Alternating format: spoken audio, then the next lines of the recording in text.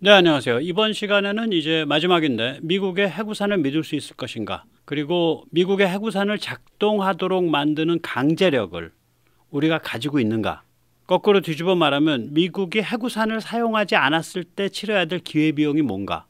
이런 문제입니다. 좀 우리가 좀 이렇게 뭐라 그럴까? 좀 지능적으로 좀 따져봐야죠.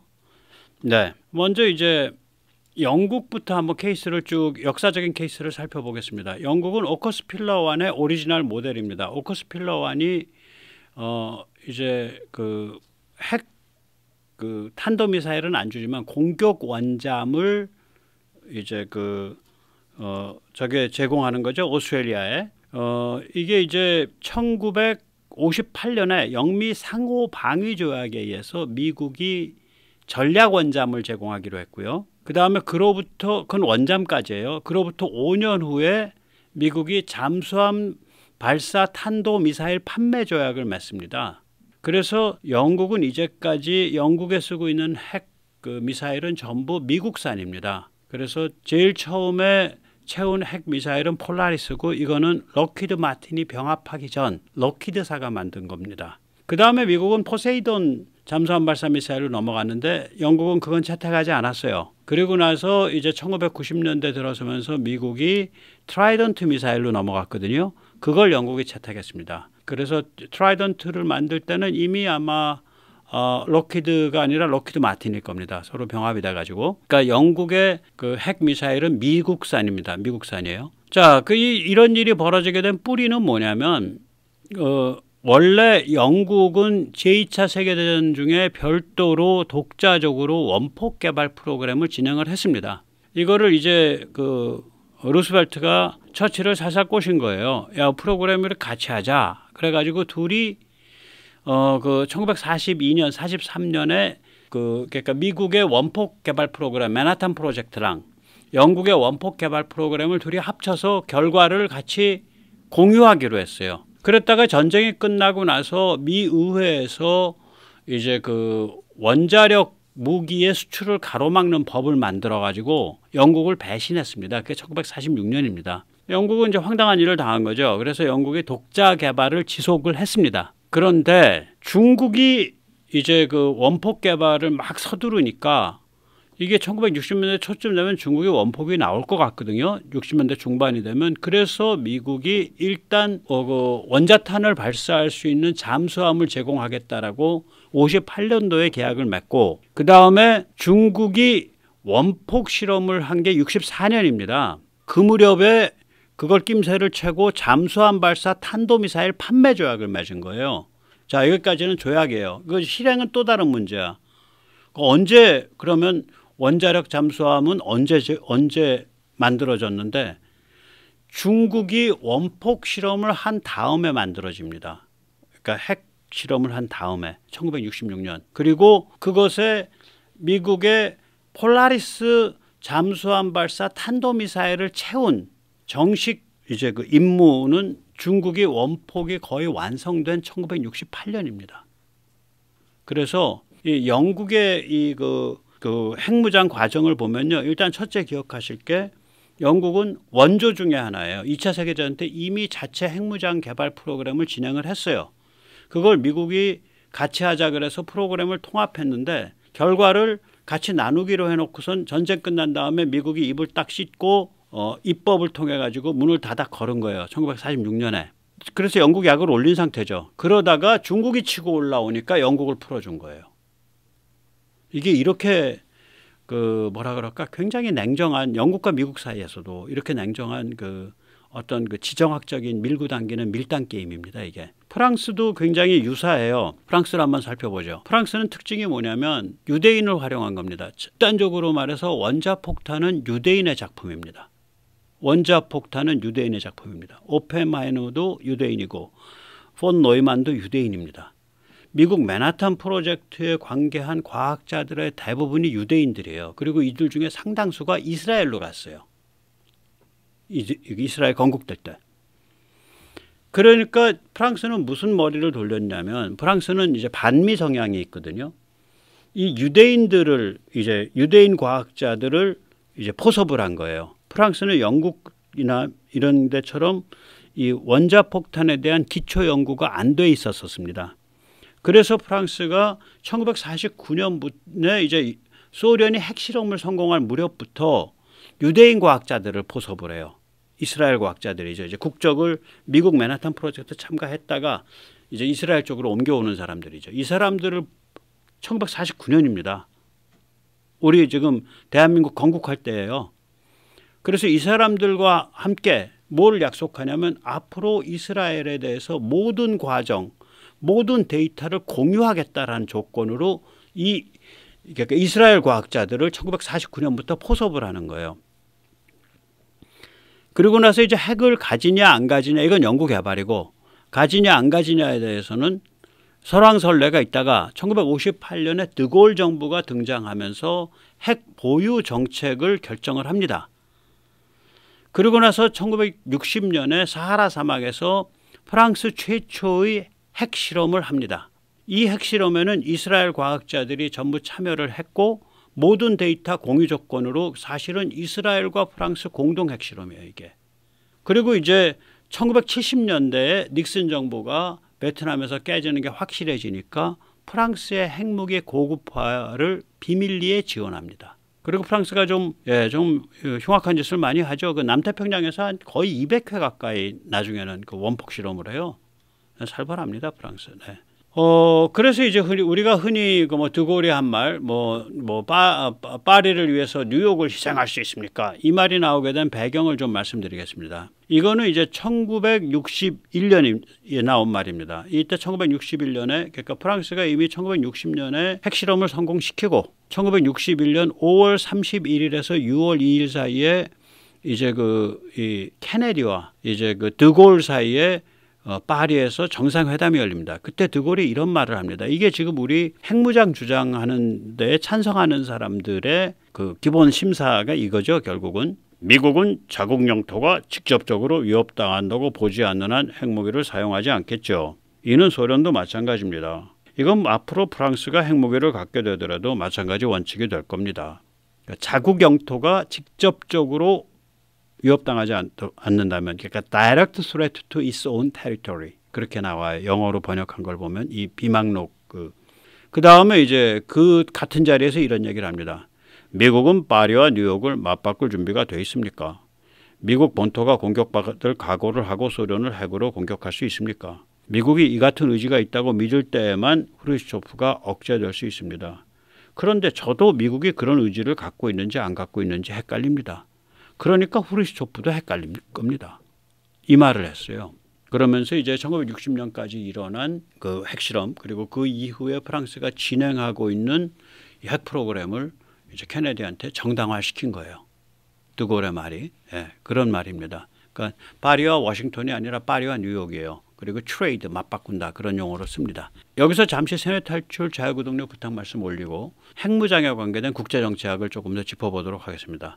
아시다시피 세뇌 탈출은 광고가 잘 붙지 않습니다. 붙더라도 천천히 붙는 경향이 있습니다. 도와주시면 보다 좋은 컨텐츠로 찾아뵙는 데 커다란 힘이 되겠습니다. 감사합니다. 여기서 이제 P5, 파워5라 그래서 이 5강이라는 게 있죠. 그러니까 이제 그 NPT 체제에서 핵 보유국으로 공식 인정하는 나라들이 있죠. 그러니까 이제 미국 그리고 소련을 승계한 러시아, 그 다음에 중국, 프랑스, 영국. 그러니까 안보리 상임이사국 5개 그대로 인정을 합니다. 이 핵무기 역사를 보면요. 1945년에 히로시마와 나가사키에서 핵폭탄이 터진 이후에 이 5개 나라들이 그 막 앞서거니 뒤서거니 해서 1968년 무렵이 되면 다 핵실험을 끝내요. 성공적으로. 순서대로 이제 말하자면 예를 들어서 중국은 핵무기 완성이 늦습니다. 이 중에 제일 67년에서 68년 사이에 핵무기 완성을 하죠. 실험은 64년에 하는데 68년이면 플루토늄 실험까지 성공을 시킵니다. 영국은 1968년에 전략 원잠이 아까 말씀드린 폴라리스 미국산 폴라리스 핵탄도미사일을 싣고 전략 원잠이 취역을 합니다. 프랑스는 1968년에 프랑스는 처음에 이제 그 사하라에서 원폭 실험을 했었어요. 그러다가 이제 사하라에서 하면서 알제리 독립 운동이 심해지잖아요. 그래가지고 프랑스가 원폭 실험을 남태평양으로 옮깁니다. 남태평양 쪽에 이제 프랑스 보호령들이 있어요. 그래서 이 지역에서 세상에 한 20여 년 동안 1992년까지 무려 200회 가까이 테스트를 합니다. 남태평양을 완전히 망쳐놓은 그런 케이스죠. 그 68년에 프랑스는 여기서 2.5 메가톤의 초강력 실험을 성공시킵니다. 이제 이 지경으로 쭉 가는 와중에서 68년에 NPT 조약안이 확정이 됩니다. 그리고 NPT는 70년 3월 5일부터 발효합니다. 여기서 참고로 중국과 프랑스는 NPT에 서명한 게 냉전이 끝난 다음 1992년입니다. 또 중국과 프랑스는 아직 비준하지 않았습니다. 그래서 제가 이제 표에서 동의라고 표현한 거는 서명만 하고 비준 안 한 거고요. 그렇습니다. 그래서 이제 동의국 및 계승국인데 동의국을 계승국이라 그랬네. 여기서 이제 좀 밝은 푸른색, 그러니까 소련 혹은 뭐 러시아 그리고 미국, 여기는 이제 그리고 영국, 여기가 핵 보유를 하면서 비준한 나라입니다. 비준하게 되면 국내법 효과가 있죠. 그 다음에 짙은 푸른색, 중국과 프랑스, 여기는 동의 서명, 그러니까 조약에 서명은 했는데 국내법 강제력을 가지도록 그걸 국내법으로 반영을 안 시켰어요. 그래서 이거는 핵 보유국인데 동의한 나라입니다. 그 다음에 이제 좀 밝은 연두색, 이게 이제 조약에 가입을 하고 비준한 나라들이에요. 그리고 짙은 녹색, 이게 이제 동의를 한 나라 혹은 그 나라를 계승한 또 다른 나라. 아프리카 같은 데는 자꾸 이제 나라가 바뀌고 분할되고 이러니까. 그 다음에 이거 가입했다가 탈퇴한 나라는 딱 하나입니다. 예, 북한입니다. 그 다음에 가입을 하지 않은 나라인데 이거 남수단을 별도로 하면 딱 세 나라입니다. 인도, 파키스탄, 이스라엘입니다. 그리고 준가입국은 이건 국가 대접을 못 받으니까 타이완입니다. 이런 체제가 돼 있어요. 그래서 우리가 이제 이게 NPT라는 게 1968년에 만들어졌고 1968년이면은 이 5강 핵보유 5강들이 드라이브를 걸어가지고 차례로 다 핵보유국 혹은 핵실험을 다 마친 상태, 사실상 그 상태가 된 해다라고 생각하시면 돼요. 이게 일종의 뭐 사다리 걷어차기라고 말해도 되고 뭐 좀 그렇죠. 아무튼 그 흉악한 게임입니다. 이건 무지하게 흉악한 게임이에요. 예. 그래서 이제 우리한테 퍼져 있는 어떤 그 미신이 뭐냐면 NPT 탈퇴고 뭐 하면 되는 거 아니야? 널널하고 부드러운 체제라는 그런 관념이 하나 퍼져 있고요. 그거 뭐 트럼프가 되면 뭐 한국 핵무장 뭐 NPT 탈퇴고 보호해 줄 것 같은데? 혹은 탈퇴 안 한 상태에서 그 비상한 상황에서의 핵무장 그 자격 이거 인정해 줄 것 같은데 뭐 이런 얘기를 해요. 근데 앞에서 살펴보셨지만 이 지금 핵보유국들이 그 자리에 이르게 되는 데는 굉장히 길은 역사가 있고요. 그 다음에 그때마다 굉장히 맹렬하고 강렬하게 작용한 글로벌 군사 지정학적인 국제적 무대에서의 어떤 다이내믹이 있었어요. 특히 중국의 핵무장이라는 거하고 프랑스와 영국의 핵무장이 서로 맞물려 있습니다. 중국까지 핵무장으로 나서니까 프랑스, 영국이 핵무장에 나선 그렇게 서로 좀 맞물린 고리들이 있어요. 이게 1963년에 미 국방부 비밀보고서가 나옵니다. 그 보고서에는 이렇게 쓰여 있습니다. 8개국이 10년 안에 핵무장을 할 것이다. 캐나다, 중국, 인도, 이스라엘, 이탈리아, 일본, 스웨덴, 서독이다. 그러니까 1963년 미 국방부는 여기 이제 그 서방에서 캐나다, 이스라엘, 이탈리아, 일본, 스웨덴, 서독, 그래서 6개국하고 그 다음에 중국과 인도, 그래서 8개국이 1970년대 중반까지 핵무장할 거다라고 예측을 해요. 같은 해 아마 이해 케네디가 사망했죠. 케네디가 이런 발언을 합니다. 1970년대 말이 되면 미국 대통령은 전 세계에서 15개국 혹은 20개국 혹은 25개국이 핵을 들고 있는 상황을 마주해야 할 것입니다. 굉장히 비관적인 예측을 해요. 케네디가. 이거가 1968년에 만들어진 NPT 체제에 의해서 컨트롤된 거예요. 그래서 NPT 벗어난 나라 많잖아. 실제로 그렇게 많지 않습니다. 사정을 보면 전혀 그렇지 않습니다. 한번 보시죠. 아까도 말씀드렸지만 이스라엘은 NPT가 만들어지기 20년 전부터 핵 개발에 참여한 나라예요. 프랑스 핵무기는 이스라엘 핵무기입니다. 미국 핵무기는 이스라엘 유대인 핵무기입니다. 그러니까 이스라엘은 이건 열회시켜줘야 돼. 얘들이 핵을 만든 애들이에요. 이 인맥이. 오펜하이머, 폰 노이만 전부 다 유대인들이에요. 얘들이 핵을 만든 애들이라니까. 폰 노이만은 나중에 왔지. 오펜하이머나 나중에 왔죠. 죄송합니다. 나중에 아마 재현했을 거예요. 폰 노이만은 그 오펜하이머 같은 사람들 전부 유대인 학자들이에요. 거기에 관계됐던 사람들이. 뭐 아인슈타인 자체가 유대인이니까. 예, 제가 그 폰 노이만은 아마 전후에 독일에서부터 온 것 같은데 그건 잠깐 제껴놓고. 예, 아무튼 유대 학자들이고 이 유대인 인맥을 타고 이 유대 과학자들이 이스라엘로 많이 갔고 그 맨하탄 프로젝트 그러니까 미국의 원폭 개발 프로젝트에 참여한 유대인 과학자들 중에 상당수가 이스라엘로 갔고 이스라엘로 간 사람들을 프랑스가 초치를 해서 49년부터 연구 개발을 만지작거렸다고요. 그래서 프랑스의 그 핵무기 개발 역사는 프랑스와 같이 손을 잡은 유대인 이스라엘 국적의 유대인 과학자들의 핵무기 개발 역사예요. 그러니까 여기는 원천적으로 뒤로 빠져 있어야 돼요. 그래서 이스라엘은 핵실험조차 안 했잖아요. 실험할 필요가 없어요. 아까도 살펴봤잖아요. 프랑스 핵실험을 이스라엘 과학자들이 같이 참여해서 그 데이터와 결과를 무한 공유했다고요. 그러니까 그건 이스라엘 유대인들의 핵실험이기도 해요. 이건 열애. 여기가 오나인데 이스라엘도 핵무장했는데 뭐 괜찮지 않습니까? 아 거기가 전 인류가 핵무기를 갖게 된 오나가 그 이 집단이에요. 유대인 집단이라고. 그리고 그 주인공들이 이스라엘로 다 이민을 간 사람들이 많어. 그리고 그 사람들이 프랑스랑 손잡고 1949년부터 대한민국 건국하고 나서 한 7, 8개월 지난 다음부터 그 사람들은 그 프랑스에서 모여갖고 핵무기 개발 실험을 하기 시작을 했어요. 그러니까 이건 빠져야 돼. 그다음에 이란은 아직 핵무기를 안 가지고 있어요. 이것도 빠져야 돼. 아직은 아니니까. 그다음에 인도 파키스탄인데 인도 파키스탄은요. 어떻게 국제정치학에서 보냐면 자기끼리 따로 핵무기를 겨냥하고 있는 별개의 우주예요.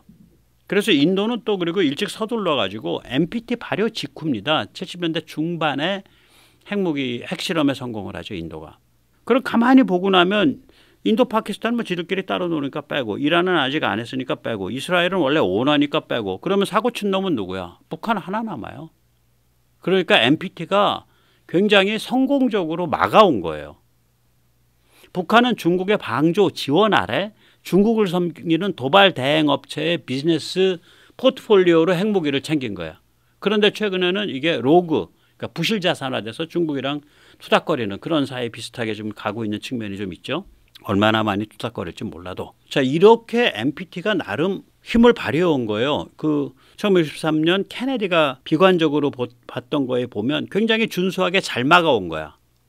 NPT가 1970년 3월 5일부터 발효하기 시작한 NPT가 굉장히 준수하게 잘 막아온 거예요. 자, 이런 상황에서 만약에 트럼프가 당선됐는데 트럼프가 NPT 체제를 사실상 깨고 말하자면 대한민국에 대해서 면죄부를 준다? 택도 없는 얘기입니다. 택도 없는 얘기예요. 그래서 이건 완전히 미신이야. NPT 체제 무서운 체제입니다. 그리고 트럼프는 절대로 그거 면죄부 안 줍니다. 그런 거 믿고서 함부로 그 잘못 계산하면 큰일 납니다. 한국이 막무가내 핵무장에 나서면 겪게 될 일을 우리가 냉정하게 봐야 돼요. 우선 경제제재 당하죠. 예, 그 다음에 국제 고립과 수출에 타격받습니다. 경제제재 이거 유엔 결정으로 당하게 되죠. IAEA가 유엔 산하니까. 그리고 유엔은 저쪽 좀 이상한 나라들이 표가 엄청 많으니까 당합니다. 그 다음에 이제 발전용 핵연료 차단 및 러시아에 예속되죠. 우리 핵연료가 그러니까 서방 쪽에서는 차단당하니까 러시아에서 핵연료를 들여오게 되고 러시아를 섬기게 되는 거예요. 그리고 이제 핵을 가지고 노는 그런 말하자면 왕따 국가 비슷하게 돼서 한류가 끝장납니다. 이미지가 망치는 거죠. 뿐만 아니죠. 미중 사이에 샌드위치가 일어납니다. 일단 미국은 한국에 신규 무기 수출 안 합니다. 그리고 기존 무기에 대한 후속 지원도 브레이크 걸 겁니다. 그러니까 한국에 있는 미제 무기들 특히 공군 쪽 이런 데 있는 거 다 셧다운되는 거예요. 육군에서 산 아파치도 다 셧다운되는 거예요. 살벌한 거예요. 이거 지금. 그 다음에 뿐만 아니라 중국은 보복이 들어올 겁니다. 그리고 우리가 이제 일반적으로 많이들 주목을 안 하는 미국과 정말 중요한 그런데 굉장히 조용하게 추진되고 있는 4가지 종류의 전략 동맹이 있거든요. 이게 전부 나가리가 되는 거예요. 우선 첫째 위성 동맹. 우리 위성이 미국 협조 받고 그래서 미국에서부터 쏘아 올려지고 또 그게 같이 연동하고 이렇게 돼 있는데 그거 깨져요. 두 번째로 링크 동맹 깨지죠. 그러니까 미국의 전술 데이터 링크와 한국에서 만드는 국산 전술 데이터 링크가 서로 연동하게 되어 있는데 그 연동 그 파이프라인 끊기죠. 그러니까 우리는 갈라파고스 되는 거예요. 세 번째가 뭐냐면 그 네트워크 기반 AI 프레임워크. 지금 미국에서 급속히 발전하고 있고 한국도 그걸 따라가고 있는데 그걸 연동시키는 게임을 지금 하고 있거든요. 그게 디자인되고 있다고요. 당연히 그거 끊기죠. 그것도 갈라파고스 되는 거예요. 네 번째는 뭐냐면 민수 원자력 동맹이라고요. 지금 서방의 모든 민수 원자력 발전소들은 거의 대부분 한국 손을 타게 될 수도 있어요. 지금.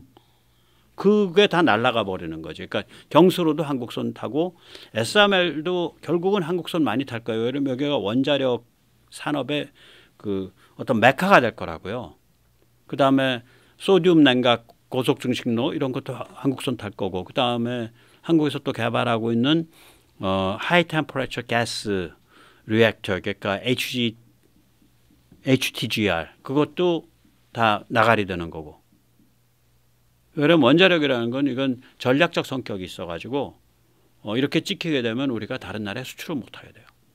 그러니까 지금 윤석열 대통령이 굉장히 중요한 말을 했거든요. 싱가포르 대학에서 연설을 하면서 그 8.15 자유통일 독트린 그걸 설명을 하면서 북한의 자유화, 북한 자유화 그리고 북한 자유화가 일어나면 북한의 해방이 일어나면 그러니까 엄청난 발전이 있을 뿐만 아니라 비확산 NPT에 어마어마한 진보가 있습니다. 이 얘기를 해요. 그러니까 우리가 NPT의 편에 서 있기 때문에 북한을 명분과 어떤 그 전체 그림에서 제압을 할 수 있다고요. 그리고 우리 핵 무기는 미국이 운영해 주고 있는 거고.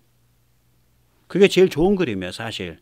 그럼 이제 남는 문제는 미국이 약속대로 운영해 주게 만들 수 있냐 없냐? 그게 남는 거지. 그리고 약속대로 운영하게끔만 만들 수 있다면 그 그림이 훨씬 좋은 그림이다 이렇게 되는 거죠. 예. 그래서 이제 드골 말을 좀 뒤집어 보는 거죠. 드골은 이런 식으로 묻잖아요. 그러니까 파리를 위해서 뉴욕을 포기할 수 있냐?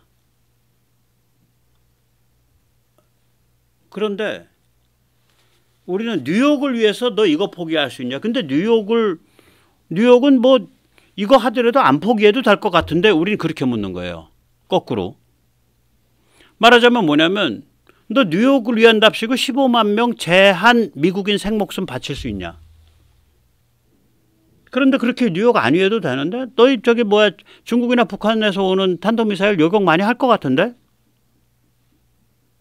반면 너희가 중국이나 북한을 핵미사일로 깔 때는 걔들은 거의 다 들어갈 거 다 쥐어 터질 것 같은데?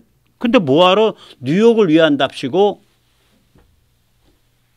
너희 한국에 있는 15만 명 미국인 생목숨을 바쳤냐?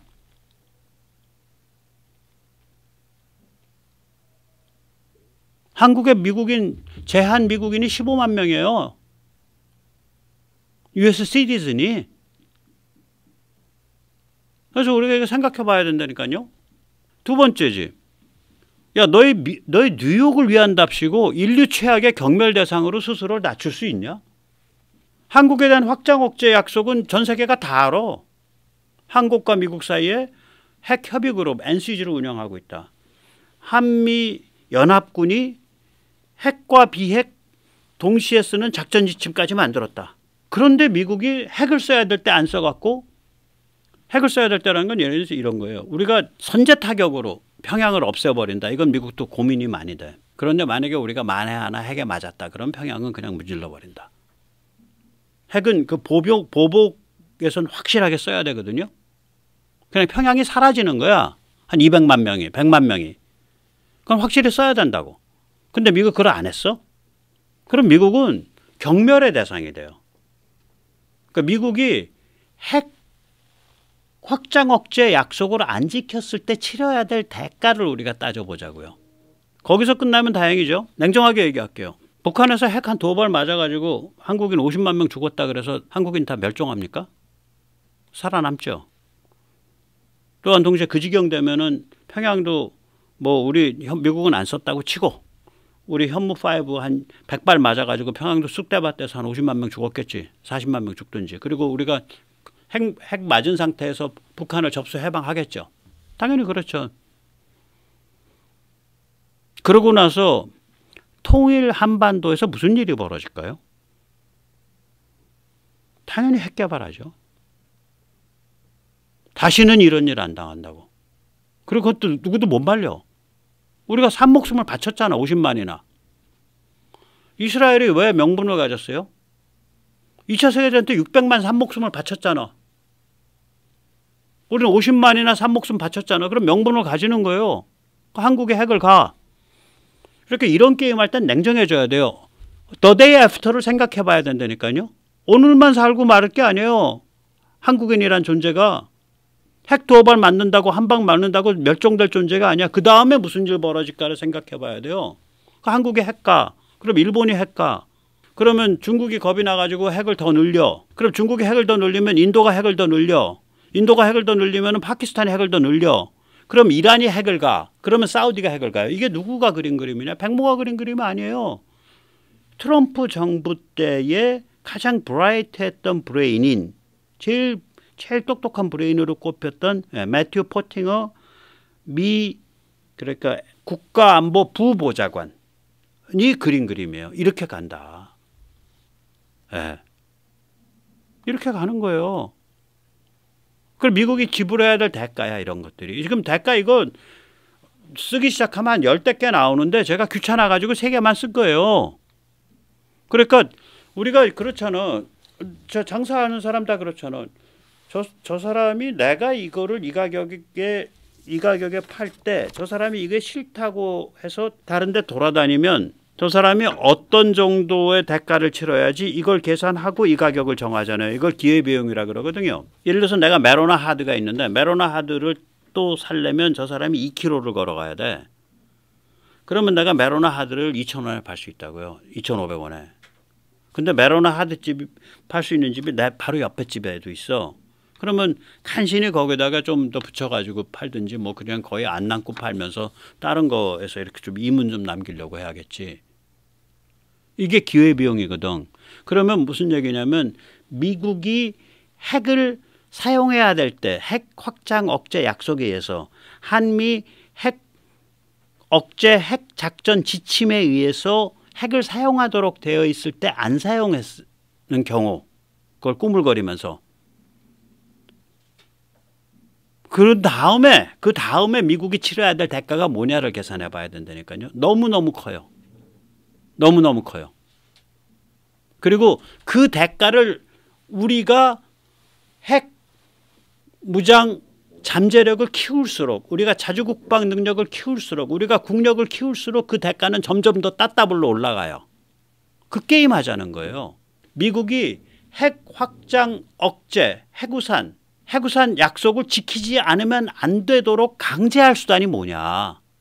저 뺀질이 미국을 말하자면 그렇게 의심하신다면 의심 안 하더라도 강제할 수단을 첩첩이 쌓아놔야지. 우리가 미국을 강제할 수단이 뭐냐. 이게 핵심이라니까요. 미국을 약속을 지키도록 만들 수단이 뭐냐. 그 수단을 어떻게 강화할 거냐. 당연히 그걸 해야죠.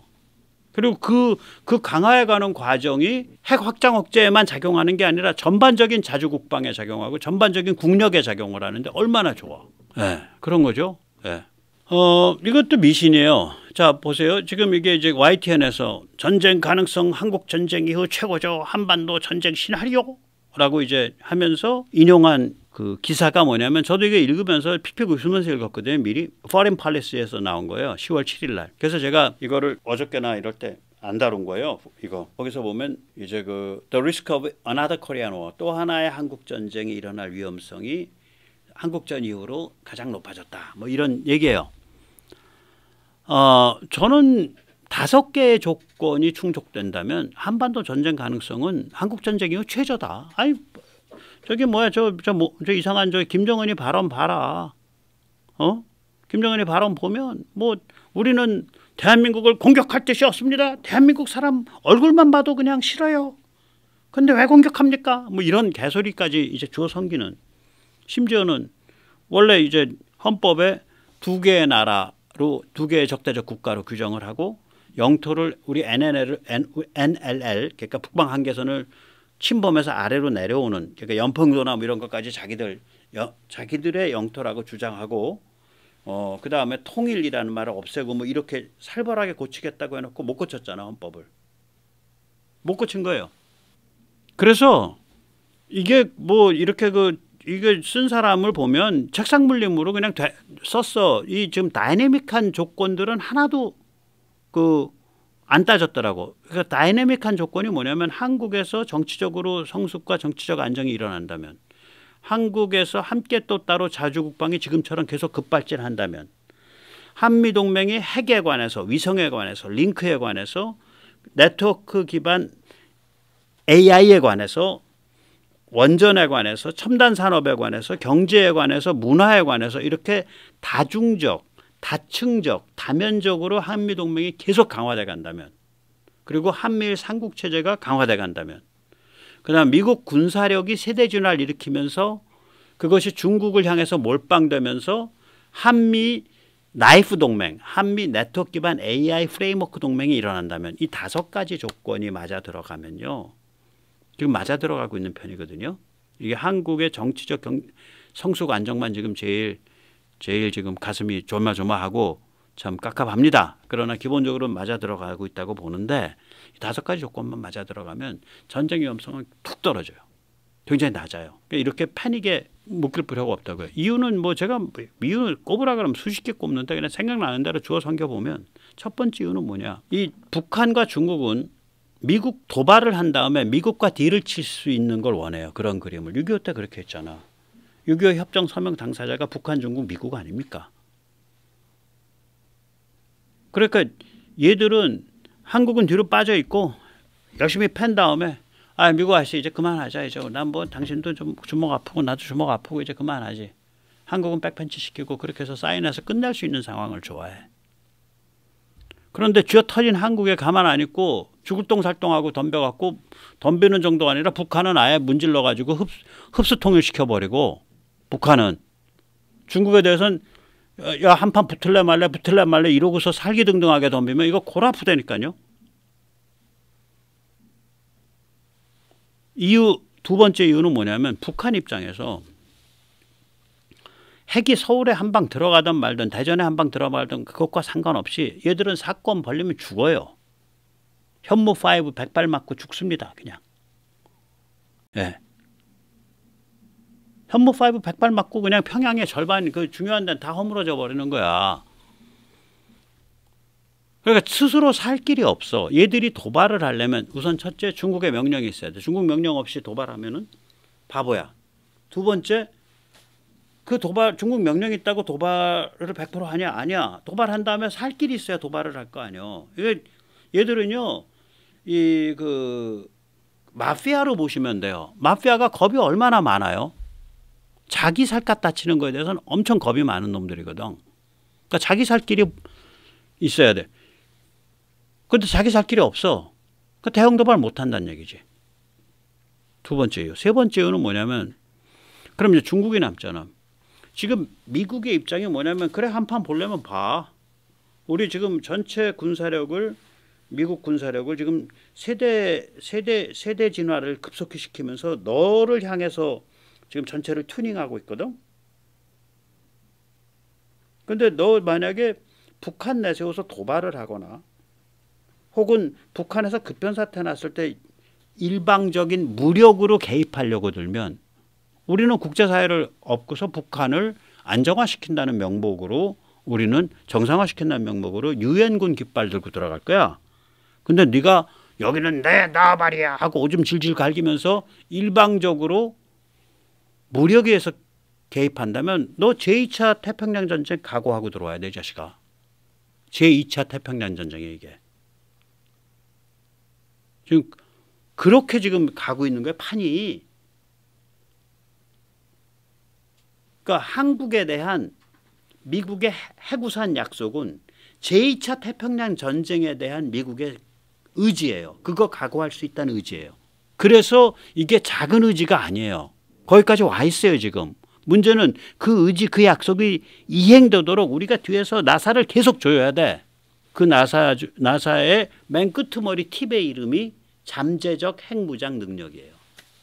자, 한미 핵동맹을 잠깐 설명드릴게요. 제가 아까 여기서 보면 이렇게 빨간 글씨들을 좀 한 게 있어요. 여기 보면 한미 여기 그 진실에서 한미동맹 핵위성 나이프 한미일 삼국체제 미국 군사력 이런 것만 제가 여기 그 가운데 있는 것 중에 빨간 글씨 요것만 설명을 드릴게요. 나머지는 제가 이제 많이 반복을 하는 거 그것도 이거를 설명드리다 보면 나머지도 다 이렇게 그 음으로 양으로 엮여서 이것만 설명을 드리겠습니다.